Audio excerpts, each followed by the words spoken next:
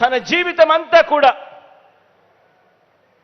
సామాజిక వర్గాలన్నింటినీ కూడా వంచించి 45 సంవత్సరాలుగా దోపిడీనే రాజకీయంగా మార్చుకొని ఇటీవలే అవినీతి కేసులో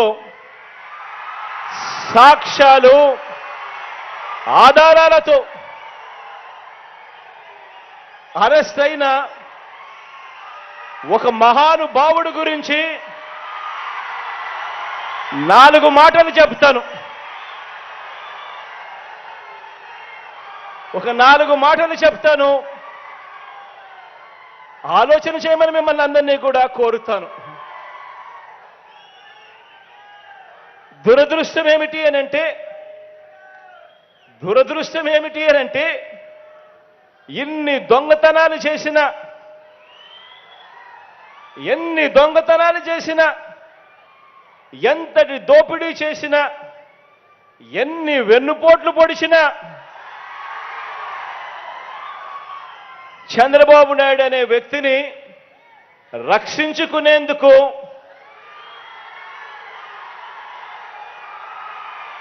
పలుకుబడి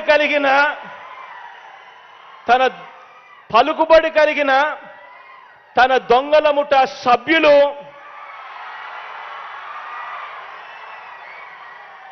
ఉన్నారు. కానీ చట్టం ఎవరికైనా ఒకటే అని చెప్పేవారు మాత్రం ఇంతకాలం లేరు. నేను ఒక్కటి నా జీవితంలో నేను మర్చిపోను. ఆ 53 రోజులు జనాలు ఎట్లా బయటకు వచ్చి చంద్రబాబు నాయుడు గారి కోసం మా కుటుంబం కోసం పోరాడారో, చాలా కష్టాలు పడ్డారు. మేము పడింది ఏం లేదు, మానసికంగా చాలా పడ్డాం.